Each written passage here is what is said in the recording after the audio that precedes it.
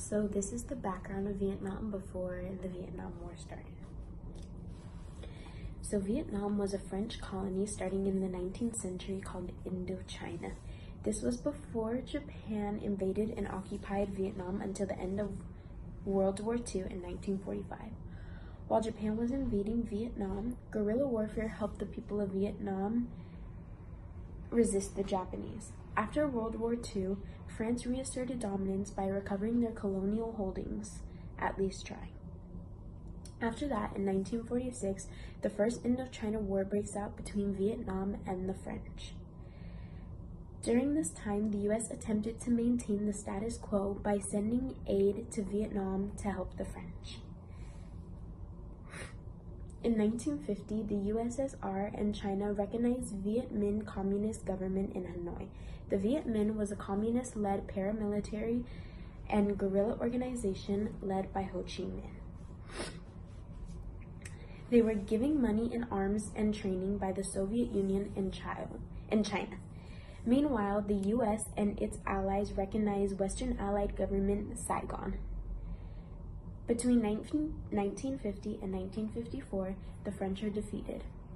This led to the Battle of Dien Bien Phu in 1954, when the French were attempting to cut off the Viet Minh from supply lines.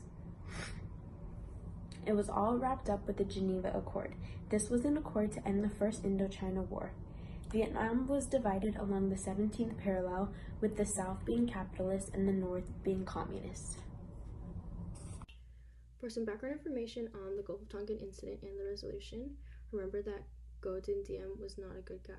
In fact, he was removed in a CIA-supported coup and was executed because of corruption, poor leadership, and inciting religious conflict. Following Diem's death, a very weak southern government was put in his place. Because there's no real governmental threat from the south now, the Viet Cong was able to build secret guerrilla trails throughout Vietnam, Cambodia, and Laos to supply troops.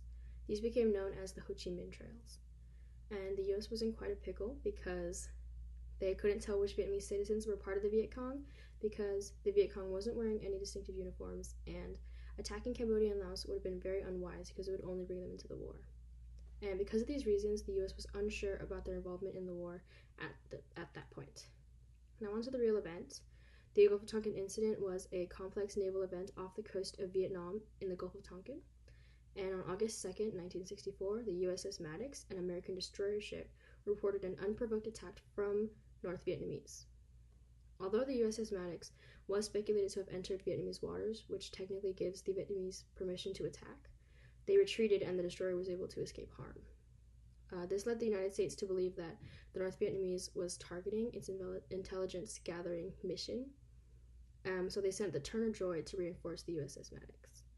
By the night of August 4th, the U.S. military intercepted enemy communications that led officials to believe that the North Vietnamese were planning to attack the U.S. destroyers.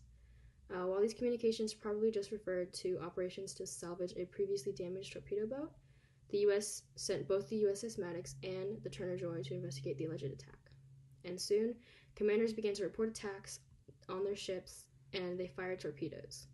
But several hours later, Captain John Herrick of the Maddox sent a message that the storm and freak weather accidents had been the cause of the panic and that no attack actually occurred. But despite this fact, President Lyndon Johnson used both attacks to provide grounds for war. And because of these attacks, both alleged and real, the U.S. entered the war, and it led to one of the most gruesome wars that they would ever get involved in. And that is the Gulf of Tonkin incident. In the Operation Rolling Thunder and the bombing of Laos, the U.S. decided to go with General Curtis LeMay's process, which was used in World War II, specifically in Japan. And also to beat the North Vietnamese army, the U.S. decided to commit airstrikes so that the North Vietnamese citizens would stop supporting the Viet Cong. And in the past 3 years, over 1 million missiles, rockets, and bombs were dropped in North Vietnam, and the bombs and the rockets and missiles were specifically dropped on the Ho Chi Minh Trails, and the bombing affected many civilians and the environment as well, and this also caused a lot of casualties, and the U.S. decided to use a lot of propaganda to show that the war would be successful and there wouldn't be a lot of deaths. And with this brought a little bit more support, but It also caused a lot of controversies, and with the dropping of these bombs, this made the U.S. look weak because the North Vietnamese, they used guerrilla warfare when the U.S. did not, which made them weaker. But overall, the U.S. did not mean any harm with dropping the bombs. They only wanted to bomb the trails and the jungles, not the North Vietnamese people itself, the South Vietnamese people.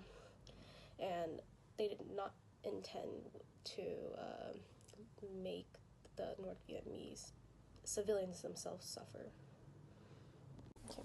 The Tet Offensive.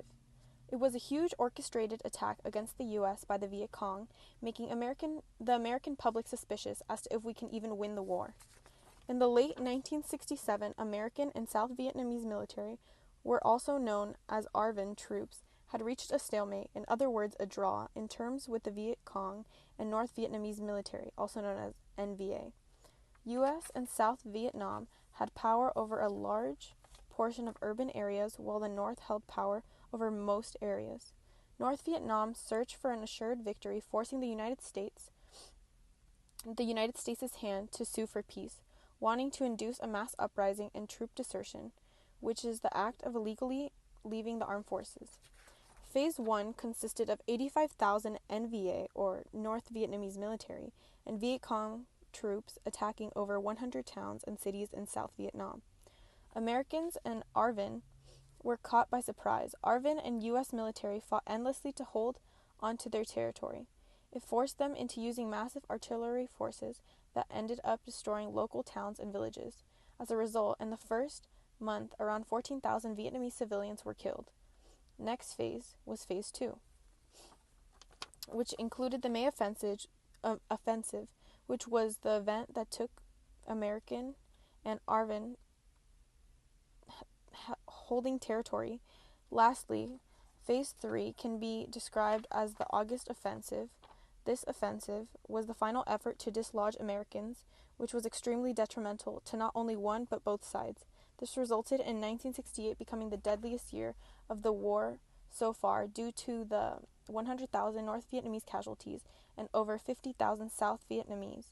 According to the popular public opinion, we no longer came off as credible or respectable. The consequences of the Tet Offensive consisted of the U.S. was evidently not winning the war, which was being fought in the public eye. This led to their embarrassment. It contradicted what political and military leaders were telling the American people. By the end of 1968, only a mere 25% of Americans supported the war, while the others were still against it. General Westmoreland, who was seen as a failure at this point, wanted to use nuclear weapons and advised for a troop surge. Meanwhile, Johnson's domestic popularity drastically plummeted in 1968, resulting in him turning down the opportunity to run for re-election, surprising millions of Americans by doing so. Later, the U.S. begins peace negotiations with NVA and the Viet Cong. The 1968 presidential election was centered around Vietnam. Republican presidential candidate Richard Nixon wins the election by assuring the American people to a quick conclusion to the long and painful war. Looking back to Operation Rolling Thunder, the United States' involvement was mainly economic through air power. In March of 1965, Johnson began a defensive deployment of 3,000 U.S. troops. The military leaders were soon able to realize that the Viet Cong could not be defeated solely by air power and the defense of southern cities. By December of 1965, there were 200,000 U.S. troops deployed to Vietnam. Simultaneously, Johnson and Westmoreland agreed on a change of strategy. The first phase consisted of assembling an international coalition of ground troops. The second phase was when guerrilla forces were driven back to the populated northern cities through air and ground power. Lastly, the third phase was the consideration of using nuclear weapons if the enemy persisted. Moreover, the United States and its allies used targeted search and destroy missions with helicopters at the start of the ground war. However, Viet Cong was very resistant to this form of attack due to their guerrilla nature. This campaign also displaced a total of over 2 million Vietnamese citizens, placing the United States in a very bad light. The troops that were deployed in Vietnam received and sent letters and updates from home. These letters were significant for American troops because it was the only way for them to communicate with their loved ones back home. Before President Nixon, only 25% of Americans supported the war. In the presidential election of 1968, where the Republican candidate Richard Nixon, winning 60.7% of the popular vote, became president. People liked him because he said that he was going to end the war, but within 2 years of being president, the war was still going, and by 1970, U.S. troops began to serve primarily non-combat roles, leaving the ARVN fighting the NVA and Viet Cong alone. Cambodia's new regime did not like the NVA and Viet Cong to be in their country, so they allied with the U.S. But in Laos, the ARVN and the U.S. troops invaded and were successful disrupting Ho Chi Minh Trail's temporarily. In 1972, the war was the central theme for the presidential campaign, and Nixon and Kissinger negotiated with North Vietnam in 1973, which is the Paris Accord of 1973, which was an agreement on ending the war and restoring peace in Vietnam.